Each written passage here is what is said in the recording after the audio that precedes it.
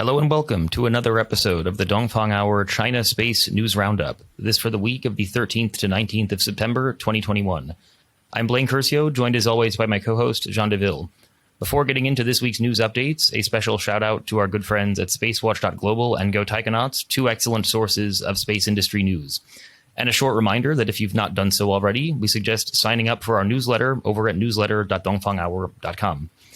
This week, we bring you some updates on China's Martian UAV plans, a whole bunch of different launch industry updates. But first, Jean is going to unpack the return of the Shenzhou-12 crew and the ramifications around that. Ladies and gentlemen, welcome to the Dongfang Hour. Please make sure your seatbelt is securely fastened. 女士们、先生们，我们的飞机已经离开上海，我们预计在当地时间下午6点25分左右到达。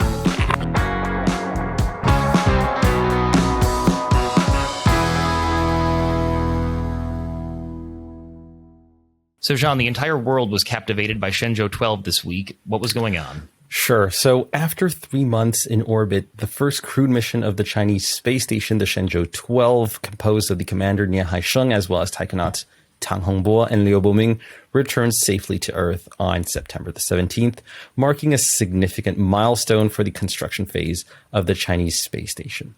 Now let's go into the details because actually quite a few things were happening behind the scenes. And let's do this in chronological order. On Wednesday, September the 15th, the crew of 3 Taikonauts left the living quarters of the Tianhe-1 core module of the Chinese space station to enter the Shenzhou spacecraft, which was docked to the front docking port of the Tianhe-1's multi-docking nod, and which the Taikonauts had docked to 90 days prior when they had arrived on June the 17th. It's worth noting that while the Shenzhou spacecraft is pressurized, the Taikonauts put on pressurized suits for the trip all the same, and that's to avoid any unwarranted depressurization that can happen and that can be fatal, and that's notably what happened to the Soyuz 11 crew quite a few years ago. And interestingly, rather than return directly to Earth, the Shenzhou-12 crew actually proceeded to test one last maneuver, which consisted in performing a rendezvous with the radial docking port of the Tianhe-1 core module. And so that consisted in firstly separating, obviously, from the front axial docking port. Then the Shenzhou-12 spacecraft circumnavigated the space station, going from the initial position at the front of the Tianhe-1 space station module to position facing the aft side of the Tianhe-1, at the same time performing a 180-degree rotation in the yaw axis. And then next, the Shenzhou spacecraft navigated to a position beneath the Tianhe-1 while performing a 90-degree rotation in pitch. So the docking port of the Shenzhou would be facing the radial docking port of the Tianhe-1. Obviously, this is much more easy to visualize if you're watching the video, because I'll put some CCTV simulations and animations here. And then there were the final stages of the radial rendezvous, which was Shenzhou getting closer and closer to the Tianhe-1. There was 2 stops. I think there was a stop at a distance of 200 meters, also a second stop at 19 meters. And as well, there was also a 180-degree rotation in the roll axis. So the docking ports, the radial docking port and the Shenzhou docking port, would be entirely matched. And the final step for Shenzhou was then to return to the front side of the Tianhe-1. And the idea here is to simulate an unsuccessful radial docking, because then the procedure is to, if the Shenzhou tries to dock radially but it does not work, then the Shenzhou would move to the front side and try and dock with one of the axial ports. And this is something that China is much more familiar with. They've been doing it for many, many years, and it's considered to be easier. Now, one question could be, why did the Shenzhou-12 do this at all before returning to Earth? And the answer to that is because the Shenzhou-13, so the next crewed mission that will be launched in October 2021, well, these guys will have to dock radially. And the reason is because the 2 axial ports, the one on the front and the one on the aft side, will already be occupied by the Tianzhou 2 and 3 cargo spacecraft. Now, moving on, after these circumnavigation operations were completed, the Shenzhou-12 carrying the 3 Taikonauts then deorbited to perform an atmospheric reentry and return to Earth. This was done, if we simplify a bit, in 3 phases, and starting at 12:43 p.m. China time on Friday, the 17th of September. So first step, Shenzhou separated itself from its orbital module. It then fired its engines to slow itself down sufficiently in order to deorbit. It then separated from its propulsion module, leaving the capsule alone to enter the atmosphere. And after a fiery descent in the atmosphere, which absorbs most of the kinetic energy of the capsule, slowing it down roughly from 7.8 kilometers per second to roughly 200 meters per second. That's when the main parachute is deployed to slow the capsule down further, and small retropropulsion engines are then fired during the very last instance to enable a soft touchdown. And this is something that's that's very visible when you look at the live stream that was broadcasted by CCTV, and that we'll definitely put up here in the video. The landing site this time, and actually for the first time, at least for a crewed mission, was the Dongfang landing site in the Gobi Desert, which is situated 1,000 kilometers-ish west of the previous landing site, which was in the Szechwan banner of Inner Mongolia. So in conclusion, this week, the Shenzhou-12 crew has returned to Earth, but China's impressive space station construction phase does not stop there. In a couple of days, and so probably by the time you've watched this video on September the 20th, we'll have a Tianzhou-3 spacecraft that will launch from the Wenchang Launch Center on board along March 7 to dock with the Tianhe-1 core module. We'll also have a crewed mission, the Shenzhou-13 mentioned previously, that will launch in October. And next year, we should have the 2 experimental modules, Wentian and Mentian, as well as 2 cargo spacecraft, the Tianzhou-4 and 5, and 2 crewed missions, the Shenzhou-14 and 15, all launched towards the space station. So that's a lot of launches. And these are all launches that will cover on the Dongfang Hour. So definitely stay tuned. So yeah, that's a lot of crewed spaceflight happening over the past week. But Blaine, I think there's also a lot of stuff going on in launch. Do you want to fill us up on what's going on that side? Definitely a whole lot going on in launch this week in both China and the global launch sector more generally. And so, yeah, today I'm going to have 2 parts of this launch discussion. First, I'm going to go into a few of the updates from Chinese commercial launch companies over this week. And then I will give a few thoughts and updates on some global commercial launch company activities over the past few weeks. So first, getting into the Chinese commercial launch updates on the week. The first update we have is from commercial hypersonic rocket company Space Transportation. And this week, they announced the 3rd successful launch of their Tianxing-1 suborbital hypersonic rocket. And this launch comes after the April 2019 and December 2019 launches of the Tianxing-1. And this is noteworthy for a couple of different reasons. First of all, the fact that, as we mentioned on the Dongfang Hour episode 46, the Tianxing-1 is one of the relatively few commercial rockets in service right now in China. And at the time, we discussed the target price for a flight on the Tianxing-1 of about 5 million RMB, or about $800,000. And so if there was a paying customer on this flight from September 19th, this may give us an order of magnitude estimate as to how much they paid. I would note, however, there was not a whole lot of additional details following the September 19th 3rd flight of the Tianxing-1. So just to give a little bit more of a review of Space Transportation, the company was founded in August of 2018, and just a few weeks ago, they made a massive Series A round of funding of about 300 million RMB, which we discussed in our Dongfang Hour newsletter number 15. And the company is developing the Tianxing series of suborbital high-velocity testbeds, of which the Tianxing-1 and Tianxing-2 have already flown. And as I mentioned earlier, we discussed on a previous Dongfang Hour just kind of the significance of the fact that Space Transportation is one of the relatively few Chinese commercial space companies that is actively doing revenue-generating activities today, right now. At the time of the most recent, at the time of the funding round from last month, the company also expressed interest in developing Earth-to-Earth space transportation and a space tourism business. So things like trying to take someone in a hypersonic plane from Shanghai to New York in 2 hours, something like that. The roadmap for such business models has not been made entirely clear, but nonetheless, something that the company has indeed mentioned. This was not, however, the only update from Space Transportation this week. The company also announced later in the week a Series A+ funding round following their Series A funding round last month, with the A+ funding round being 100 million RMB, coming primarily from Silk Road Golden Bridge Capital and also SkyQi Ventures. A couple of points about this funding round. Again, it comes about 6 weeks after their Series A funding round, which is to say that over the last couple of months, Space Transportation has raised about 400 million RMB. I would also point out that Silk Road Golden Bridge is a returning investor from the funding round just 6 weeks ago, and that SkyQi is a returning investor from a 2019 funding round into Space Transportation. And at the time of this particular funding round, this past week, we did hear from Zhang Bin, who is a managing director of SkyQi Ventures, talking about what the logic was for their company's investment into space transportation. And the couple of notes that he brought up were quite interesting, I think. So first, talking about how there are not a lot of areas of commercial space where China is really world leading and where, the West has not really taken a bit of a lead. And that this sort of hypersonic rockets and these kind of space planes might be one such area where China can, let's say, get out to an early head start. So that was the first point. And then, and so separate from Zhang Bin at Sky Chi Ventures, we also heard from Wang at Silk Road Golden Bridge, who mentioned that Space Transportation has won orders from a variety of different customers and that their technology is relevant to both national defense and commercial applications.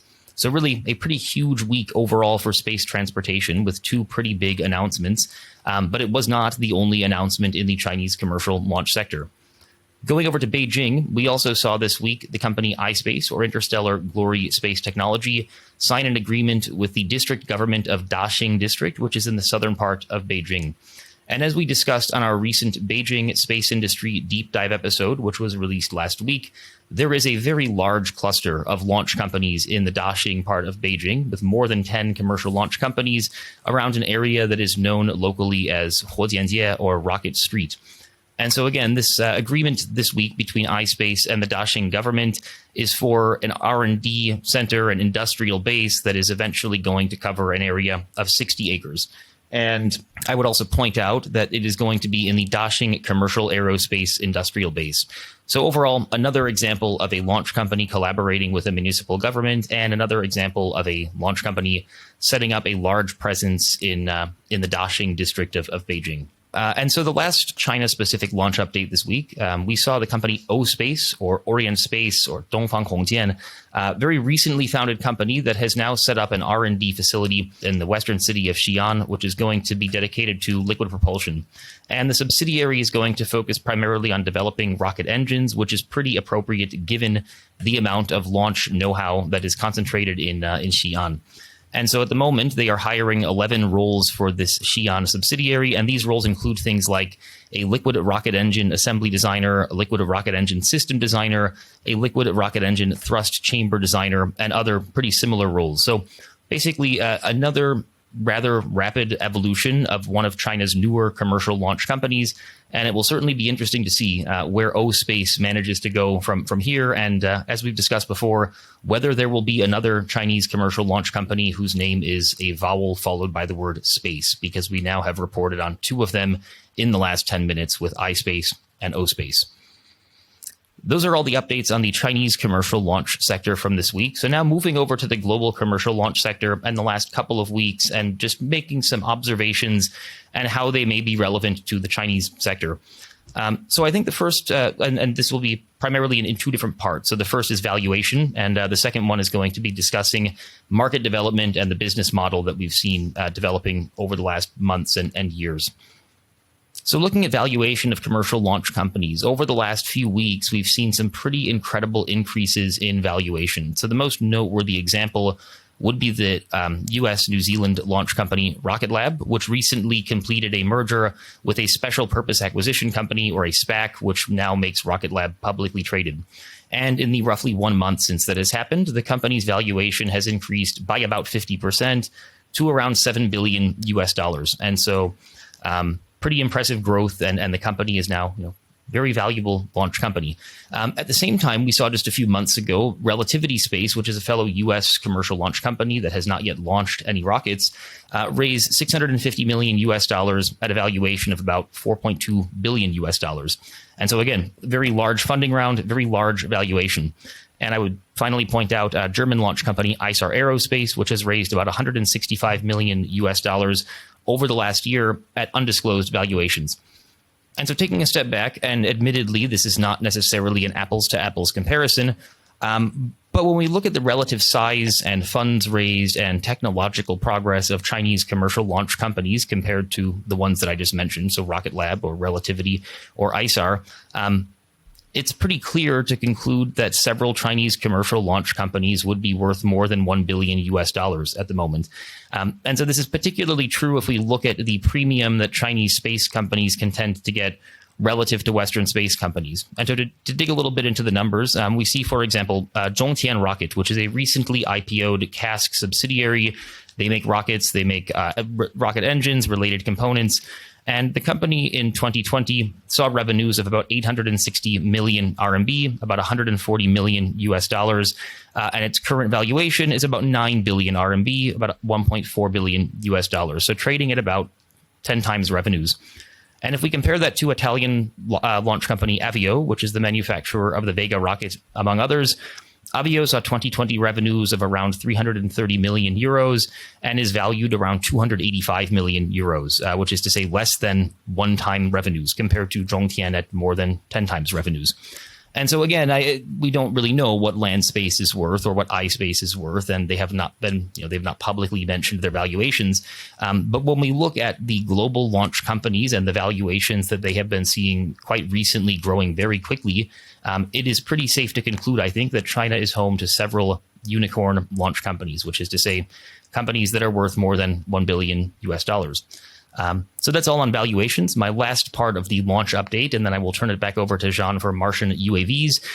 Want to bring attention to a really interesting webinar this past week that was recommended by friend of the podcast, Jacqueline Meir, over from Go Taikonauts. And this was a webinar that was put on by the Space Tech Expo Europe, and it was talking about small launch vehicles in the European context.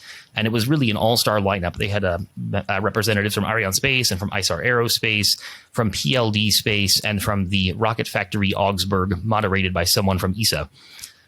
And so there were a couple of interesting takeaways that I think we can, again, apply to the Chinese context a little bit. And so I think that the first one is, in general, the webinar painted a positive picture for the European small launch sector, but there seemed to be this acknowledgement that Europe is certainly behind the US in launch, but also to a certain extent behind China. One interesting takeaway, and it was an anecdote from Rocket Factory Augsburg, was commenting that for time-sensitive missions, the launch sector is still a seller's market, which is to say prices are quite strong, and it's good to be a launch company if your customer wants to launch at a relatively specific date in the relatively near future to some specific orbit. And so when we think about this in the Chinese context, I think China may be at an advantage to some extent in the sense that you have a very large number of launch companies planning to develop a very large number of rockets. So call it 20 launch companies, all of them trying to develop a few dozen rockets per year manufacturing capability.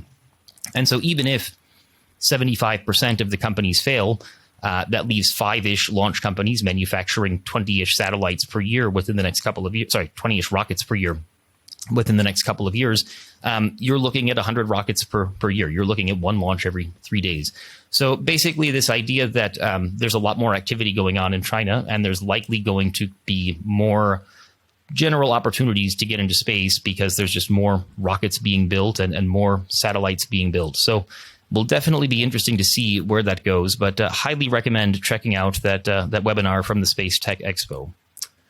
So yeah, definitely a very big week in launch, and quite a lot going on both inside and outside of China. So Jean, if anything from your side on launch, or shall we move into Martian UAVs? I'm good. Very thorough coverage on your side. Let's move on to Martian UAVs. So earlier this week, we got some additional juicy details on China's Mars UAV prototype, which we had already mentioned a couple of weeks ago in a previous episode. And just as a reminder of what we mentioned back then, we had a team from China's NSSC, the National Space Sciences Center, and more specifically, the Key Laboratory of Electronics and Information Technology for Space Systems. So a team there successfully passed an acceptance test review for a project that's named the Mars Surface Patroller and Remote Sensing Key Technology Study. And there were some first photos that were revealed back then. What we could see was a UAV with contra-rotating rotors with some definite resemblance with Ingenuity. And so this week, through an interview of the lead designer of the project, Bianchun Jiang, in the China Science Daily, or 中国科学报, which is one of the oldest and largest Chinese science journals, and that's managed directly by the Chinese Academy of Sciences, we learned some additional interesting points. And so the first one was this Mars UAV prototype project was actually started off in Mars 2019. And so that's 3 years after China had officially announced its Tianwen-1 Mars project, which, by the way, at the time was not called Tianwen-1. It was roughly nicknamed Huaxing 1 or Yinghua 2. And so Bian Chunjiang in 2019 applied for a Beijing Municipal Science and Technology grant for his research, which he obtained in December of the same year.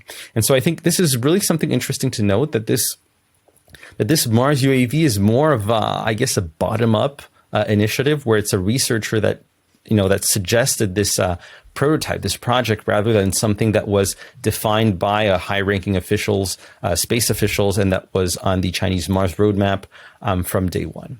The second thing here on the drone that we learn is that the idea behind the development of this Mars UAV prototype is to survey, to acquire data on large surfaces of Mars. So potentially areas with hundreds of meters in radius in one single flight. And this is as opposed to a rover on the ground that can achieve such distances, but at a much slower pace. Hundreds of meters probably in a month, as opposed to a couple of minutes for a UAV.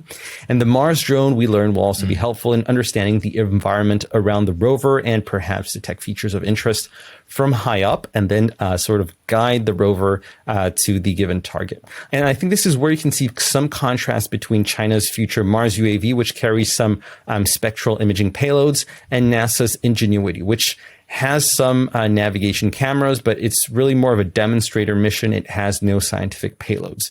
But also, I like to remind everyone that, this is the whole point of Ingenuity. It was to demonstrate the feasibility of flying on Mars rather than doing science. I think that in itself is already really huge.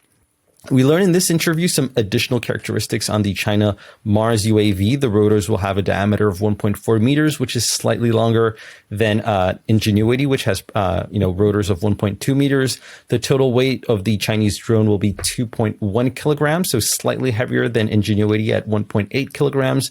And probably the most significant and remarkable difference is that the Chinese UAV charges its batteries by connecting itself to the rover every now and then on the ground. And so the rover acts like a power supply. And this is different to the technical solution selected by Ingenuity, which has solar panels. So it relies on solar panels exclusively to recharge its batteries.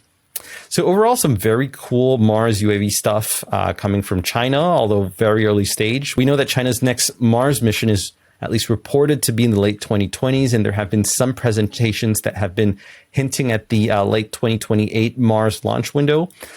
So we're talking about something that's going to take place at the very least in 5, 6, 7 years. And this is something that the lead designer Bian Chunjiang admits voluntarily. He says that possibly we need at least 5 or 6 years of research, with the necessity to test this drone prototype in a simulated Mars environment. And this is experimental infrastructure that China does not have at the moment. So yeah, very interesting updates on China's Mars UAV prototype. Early stage again, as mentioned. And I think with that, Blaine, anything else on your side, or are we pretty much good for this week? Pretty much good. I will, however, say that it's pretty cool, the sort of bottom-up nature of the Mars UAV program that you mentioned. Just applying for a grant at the old local municipal science technology grant. People, that's interesting stuff. Yeah. So that being said, this has been another episode of the Dongfang Hour China Space News Roundup. This for the week of the 13th to 19th of September, 2021. I'm Blaine Curcio, joined as always by my co-host, Jean Deville, and we will see you next time. Thank you for watching. See you next week.